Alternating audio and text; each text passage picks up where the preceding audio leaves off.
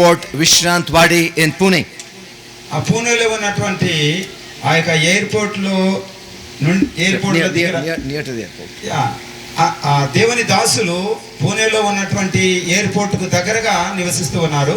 So they are praying for you all. As I've told them, I'm coming between you. అక్కడ ఉన్నటువంటి సంఘము కూడా నేను పలానా సంఘానికి సేవ నిమిత్తం వెళ్తున్నానని వారితో తెలియపరిచినప్పుడు వారు కూడా ఇక్కడ ఉన్నటువంటి సంఘము నిమిత్తము ప్రార్థన చేస్తా ఉన్నారు. Right. I'm here to join with you and to learn with you.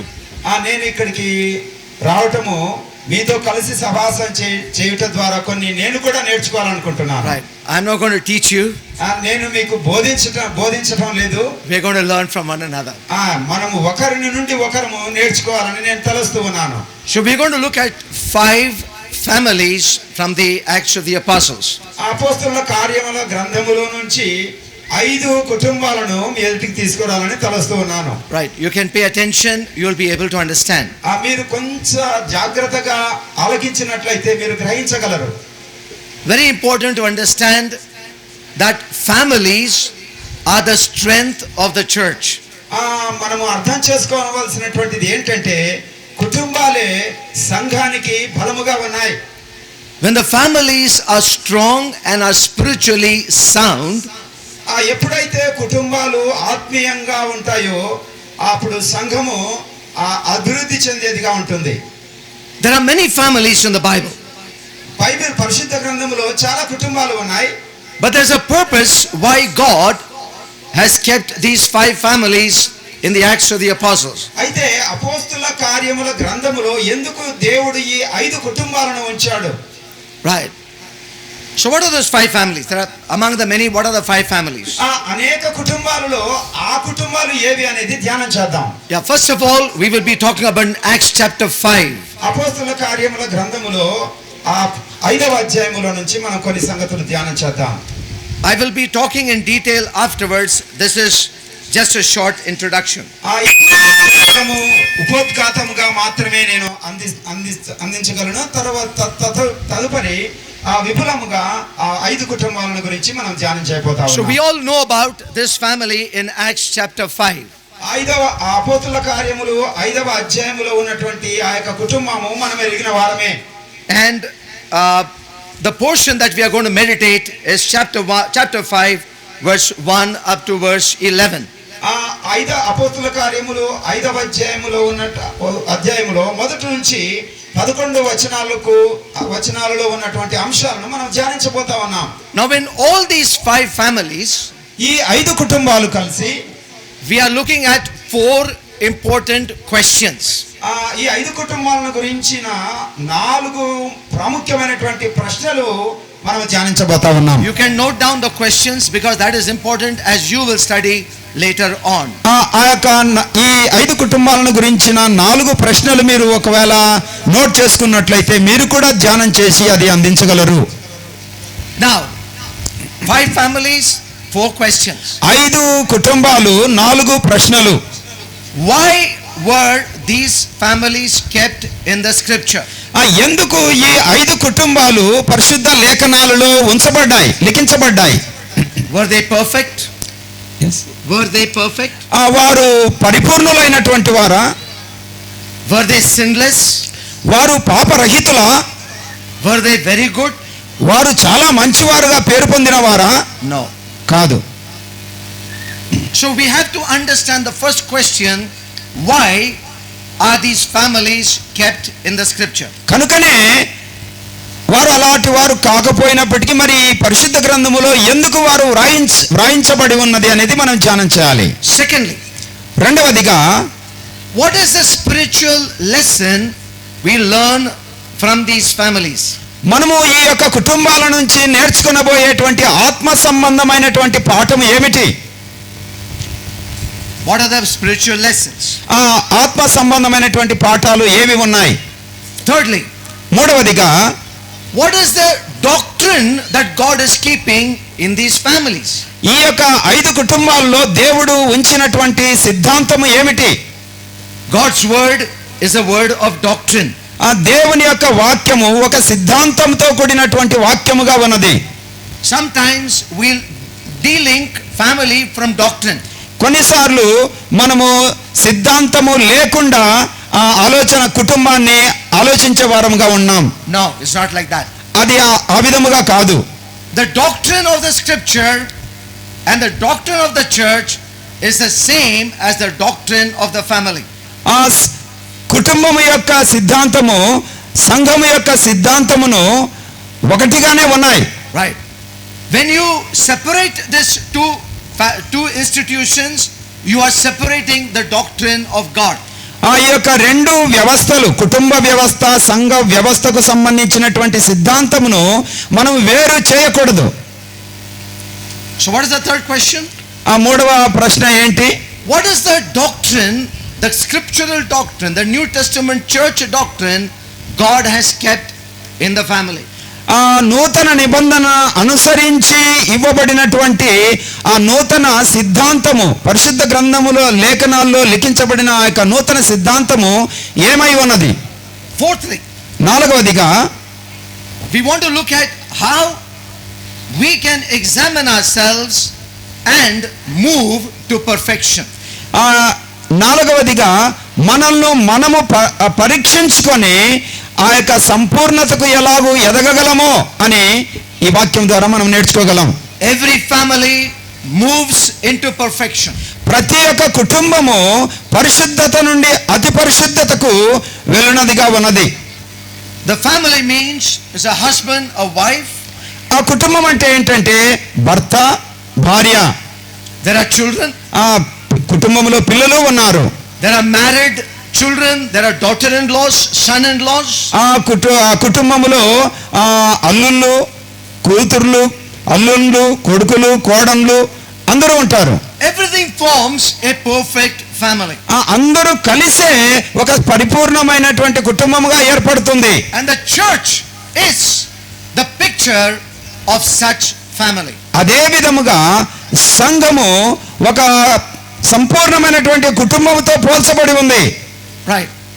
So just for the short time that we have, I'll just introduce or I'll just tell you about these 5 families and then we will see how much we can do in the first family.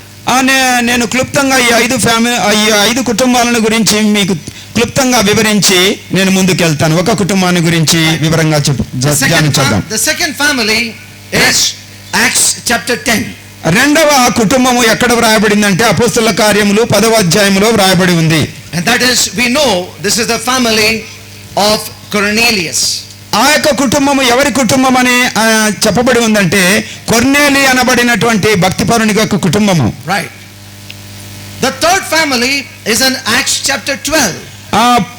అపోస్తలుల కార్యము 12వ అధ్యాయములో 3వ కుటుంబాన్ని గురించిన వివరణ మనం చూస్తా ఉన్నాం. And this is the family of Mary. ఈ యొక్క కుటుంబము మరియా అనేటువంటి సహోదరి యొక్క కుటుంబం. Right. Acts chapter 12, that's the third family. అపోస్తలుల కార్యములు 12వ అధ్యాయములో ఉన్నటువంటి కుటుంబము 3వ కుటుంబం. What is the fourth family? 4వ కుటుంబం ఏమిటి? Want to talk about the family of Lydia in Acts chapter 16. అపోస్తలుల కార్యములు 16వ అధ్యాయములో ఉన్నటువంటి కుటుంబం ఏంటంటే లుదియా అనేటువంటి సహోదరి యొక్క కుటుంబం. The family of Lydia. Lydia యొక్క కుటుంబం. And finally, 5వదిగా in the same chapter, it is the family of the jailer. అదే యొక్క అధ్యాయములో జేరా యొక్క కుటుంబం. Jailer, right? The one in charge of the jail. అది ఒక చెరసాల నాయకుని యొక్క కుటుంబం. Right. All these 5 are different characters. ఈ యొక్క 5 కుటుంబాలు కూడా వివిధ రకములైనటువంటి ప్రవర్తనలు కలిగినటువంటివిగా, లక్షణాలు కలిగిన కుటుంబాలుగా ఉన్నాయి. Right. What's the first family? మొట్టమొదటి కుటుంబం ఏంటి చెప్పండి? Acts chapter 5. అపోస్తలుల కార్యములో 5వ అధ్యాయములో ఉన్న కుటుంబం verse 1 to 11. 1 నుంచి 11వ వచనాల వరకు రాయబడి ఉంది. Second family. రెండవ కుటుంబం Acts chapter 10. అపోస్తలుల కార్యము 10వ అధ్యాయములో రాయబడిన కుటుంబం. And reading the whole chapter, we will not be reading, but the whole chapter is dedicated to the family of Cornelius. ఆ యొక్క 10వ అధ్యాయంలో రాబడినటువంటి కుటుంబం ఎవరి కుటుంబం అంటే కొర్నేలి కుటుంబము. ఆ కొర్నేలి కుటుంబాన్ని గురించే మొత్తం అధ్యాయం అంతా కూడా రాయబడి ఉంది. Acts chapter 12. అపోస్తలుల కార్యం 12వ అధ్యాయంలో, and this is from verse 12 up to verse 25. ఆ 12వ అధ్యాయము 12వ వచనం నుంచి 25వ వచనం వరకు రాయబడి ఉన్నటువంటి కుటుంబం. This is the family of Mary. ఈ యొక్క కుటుంబము మరియ యొక్క కుటుంబం. The fourth family is in Acts chapter 16. 16వ అధ్యాయములో ఉన్నటువంటి కుటుంబం ఏంటంటే, that is from verse 13 and up to the virtually up to the end. 13వ వచనము నుంచి చివరి వరకు రాయబడి ఉన్నది. The family of Lydia. ఆమె ఎవరి కుటుంబం అంటే లుదియా అనేటువంటి ఆమె యొక్క కుటుంబం. And in the same chapter this is the family of the jailer. ఇదే అధ్యాయములో రాయబడినటువంటి మరి యొక్క కుటుంబం ఎవరి కుటుంబం అంటే చెరసాల నాయకుని యొక్క కుటుంబం. Right, and that we find from verse 28 up to the end verse 40. అది 28వ వచనం నుంచి 40వ వచనముల వరకు మనం చదవగలం. When you look at the New Testament, ఆ యొక్క నూతన నిబంధన మనము ఆలోచన చేసినట్లయితే, there are 5 important doctrines God is placing in the scriptures. దేవుడు 5 రకములైన సిద్ధాంతములను ఈ లేఖనాల్లో పొందుపరిచి ఉంచాడు. Yes, there are many doctrines which connect to these 5 doctrines. ఈ యొక్క 5 సిద్ధాంతాలకు అనేక విధములైన సిద్ధాంతములు జత చేయబడినవిగా ఉన్నాయి. Now, nobody can say that what I am saying is right, because God gives the word in the season. ఎవరు కూడా నేను చెప్పినదే నేనే సరి అయినటువంటి వాడను, నేను చెప్పినది సరి అయినది అని చెప్పడానికి అవకాశం లేదు. Because the Holy Spirit gives the word in his season. పరిశుద్ధాత్మ దేవుడు తన యొక్క కాలములో తన యొక్క భక్తులకు ప్రవక్తలకు వారికి వాక్యము దయచేశాడు. So in this particular season of our meeting, ఈ యొక్క ప్రత్యేకమైనటువంటి మన సమావేశ కాలములో there are 5 doctrines in the scripture. 5 సిద్ధాంతములు పరిశుద్ధ లేఖనాల్లో వ్రాయబడి ఉన్నాయి. వాటిని చూద్దాం. And there are many doctrines which connect to every one of the 5 doctrines. పరిశుద్ధ గ్రంథములో ఉన్న అనేక విధములైన సిద్ధాంతములు ఈ యొక్క ప్రాముఖ్యమైన 5 సిద్ధాంతములకే జత చేయబడినవిగా కలిపివేయబడినవిగా ఉన్నాయి. So you will come to understand what important doctrine God has placed in the Bible. దేవుడు ఏ ప్రాముఖ్యమైనటువంటి సిద్ధాంతమును బైబిల్లో పొందుపరిచి ఉన్నాడు. Right. Acts chapter 5. అపోస్తల కార్యములు 5వ అధ్యాయము. Now we all know this particular incident very well. ఈ యొక్క ప్రత్యేకమైన ఇక్కడ జరిగినటువంటి సంభవము చాలా మట్టుకు చాలా మంది ఎరిగినటువంటి సంభవమే. We find how the church is born in Acts chapter 2 by the work of the Holy Spirit. ఆ పరిశుద్ధాత్మ దేవుని ద్వారా ఎలాగూ సంఘము ప్రారంభించబడి ఉన్నదో అపోస్తల కార్యములో నుంచి మనం గ్రహిస్తూ ఉన్నాం. It is in Acts of the Apostle chapter 2. ఆ అపోస్తల కార్యములు 2వ అధ్యాయములో సంఘము యొక్క ప్రారంభము పుట్టుక అక్కడ మనం చూస్తూ ఉన్నాం. The church is born.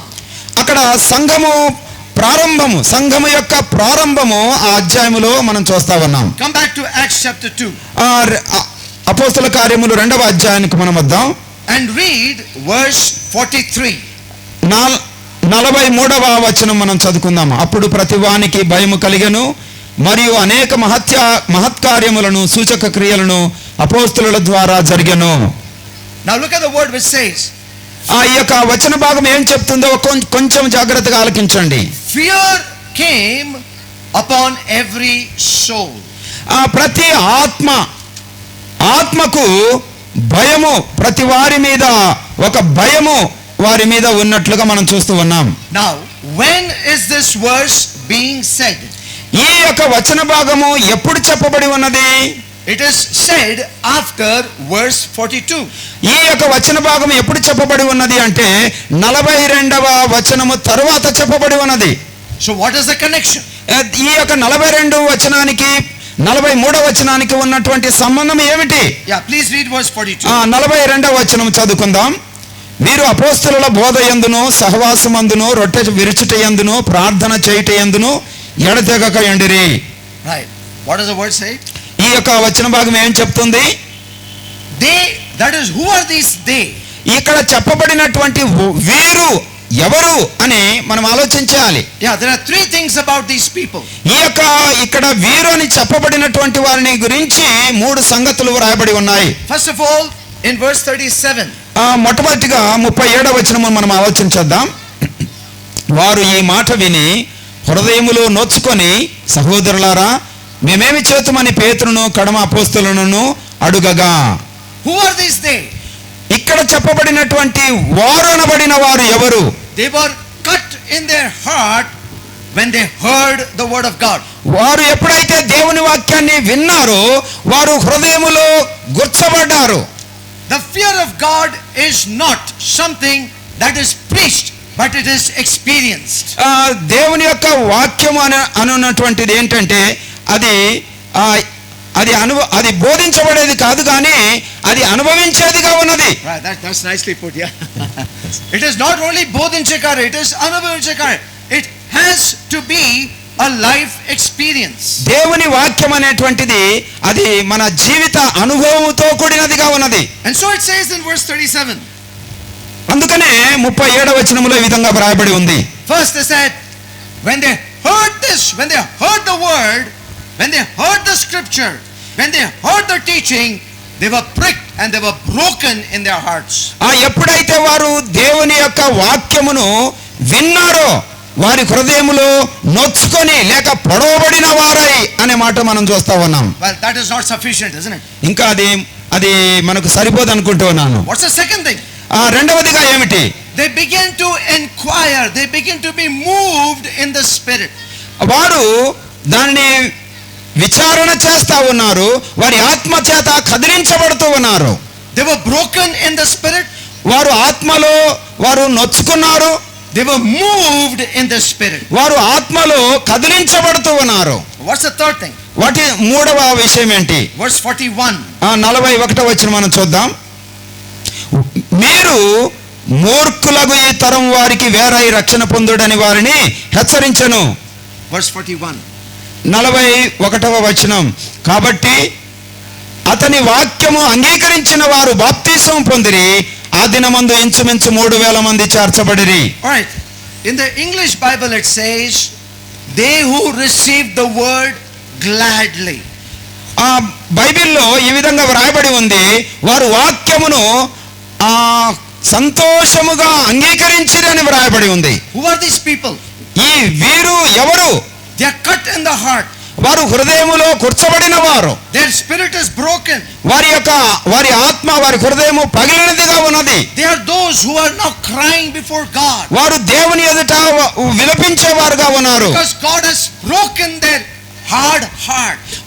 ఎందుకనగా దేవుడు వారి యొక్క కఠినమైనటువంటి హృదయాన్ని బద్దలు చేయగా వారిలో నుంచి దుఃఖము ఉబుకుతూ వస్తూ ఉన్నది. They are moved in the spirit. వారు ఆత్మలో కదిలించబడ్డారు. They have yielded to the movement or the working of the Holy Spirit. వారు దేవుని ఆత్మ కార్యమునకు వారు విధేయులైనట్టుగా కనబడుతూ ఉంది. What's the third thing?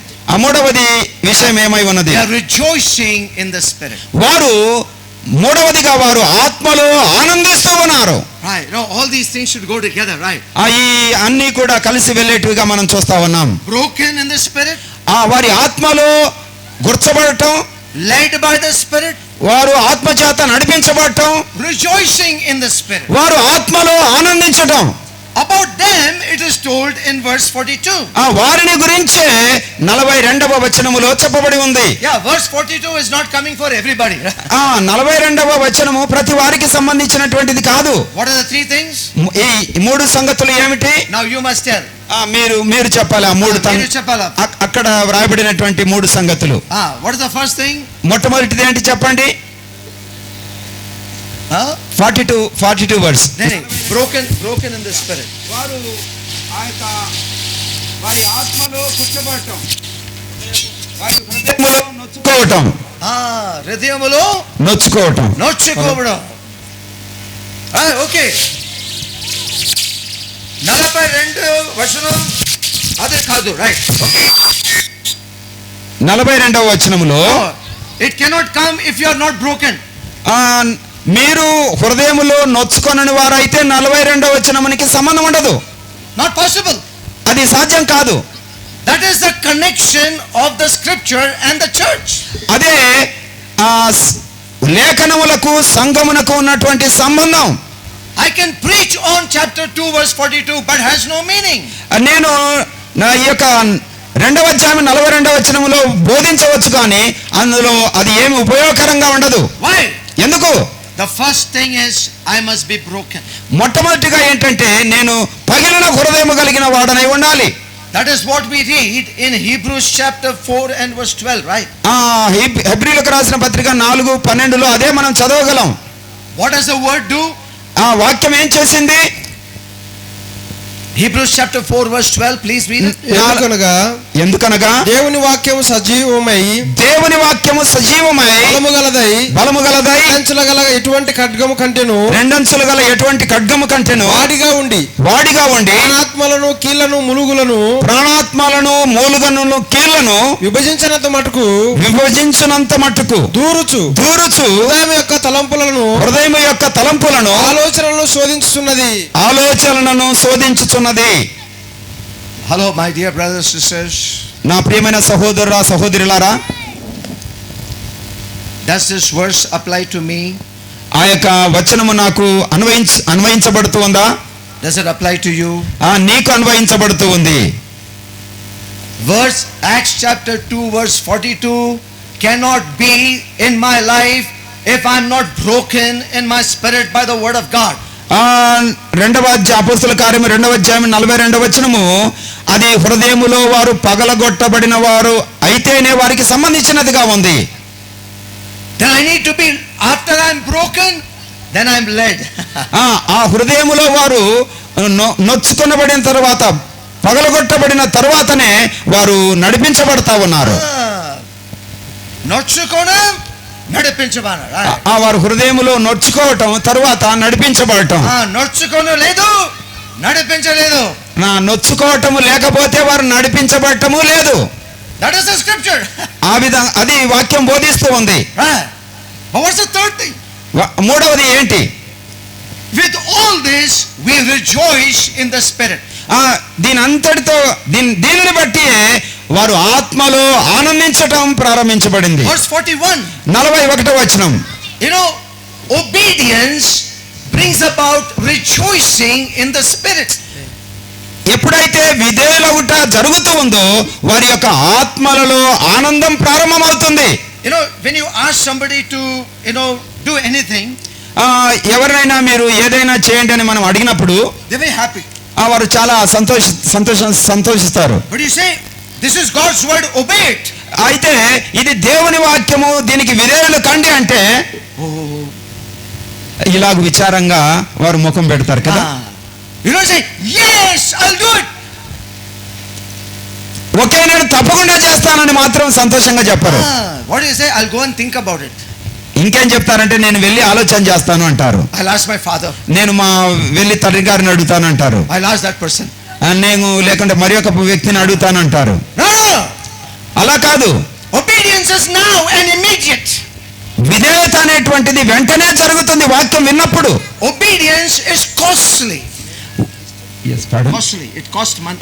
విధేయత అనేటువంటిది చాలా విలువైనటువంటిది. Obedience brings about a transformation. విధేయత అనేటువంటిది వ్యక్తిలో పరిణామము తీసుకొని వస్తుంది, మార్పు తీసుకొని వస్తుంది. But obedience brings joy in the spirit. అదే విధముగా విధేయత అనేటువంటిది ఆ వ్యక్తి యొక్క ఆత్మలో ఆనందాన్ని తీసుకొని వస్తుంది. And they in verse 42 continued in the 4 pillars of the church. అలాంటి వారే ఈ యొక్క 42 వచనములో సంఘములో ఒక స్తంభముగా వారు ఎంచబడ్డారు. And because of that, అందును బట్టి when people saw it, ఎప్పుడైతే ప్రజలు వారిని చూశారో they are broken. వారు భయపడిపోయారు. No, they are a broken people. వారు నొచ్చుకొనబడిన వారు. Right. They are a people now controlled by the Spirit. వారు ఎవరు అంటే దేవుని ఆత్మ చేత నియంత్రించబడిన వారు. They are a people who are obedient and rejoicing. వారు ఎవరంటే వారు ఆత్మలో ఆనందిస్తూ ఉన్నటువంటి వారు. And because of that they are continuing in verse 42. ఆ విధముగా 42వ వచనములో ఆ కార్యములు చేయుచూ వారు కొనసాగించారు గనక Verse 43 says, fear came on every soul. 42వ వచనము చెబుతూ ఉంది, ప్రతి వారి మీదికి భయము వచ్చును అని వ్రాయబడి ఉంది. Fear. భయము. Fear of God is the basic doctrine of the scripture. ఆ దేవుని యొక్క భయం అనేటువంటిది దేవుని యొక్క ప్రాథమికమైనటువంటి సిద్ధాంతముగా ఉన్నది. The first doctrine, divine heavenly doctrine, is a doctrine of the fear of God.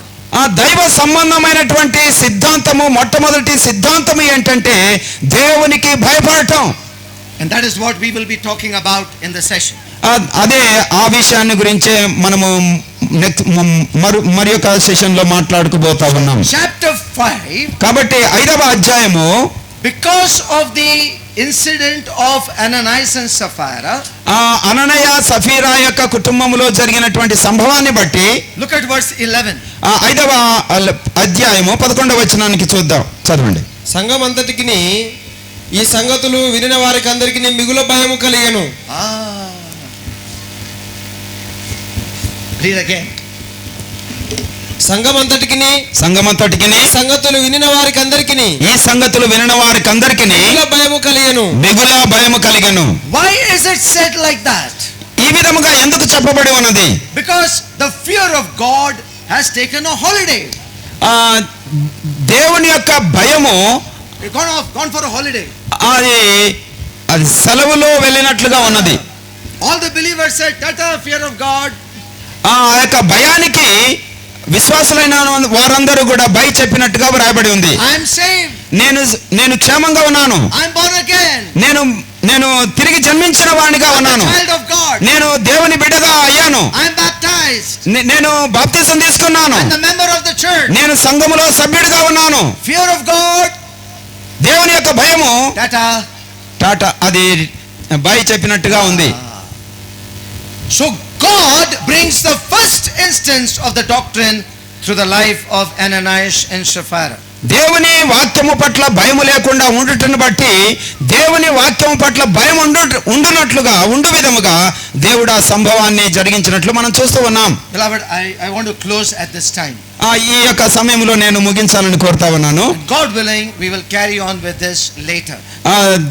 ప్రభు చిత్తమైతే ఈ యొక్క సందేశాన్ని నేను కొనసాగిస్తాను. Just keep it in mind. మీరు ఈ యొక్క విషయాలు మీ మనసులో ఉంచుకోనండి. In heaven, పరలోకములో what is the doctrine? సిద్ధాంతం ఏంటి? Fear of God. దేవుని యొక్క భయమే. And that is why they cry day and night. అందుకనే వారు రాత్రి ప్రగలు వారు కేకలు వేస్తూ ఉన్నారు. Holy, holy, holy, Lord God Almighty. వారు పరిశుద్ధుడు పరిశుద్ధుడు పరిశుద్ధుడు సర్వశక్తిమంతుడు పరిశుద్ధుడు అని వారు కేకలు వేస్తా ఉన్నారు. Many times we think that we are saying God is holy, so he is holy.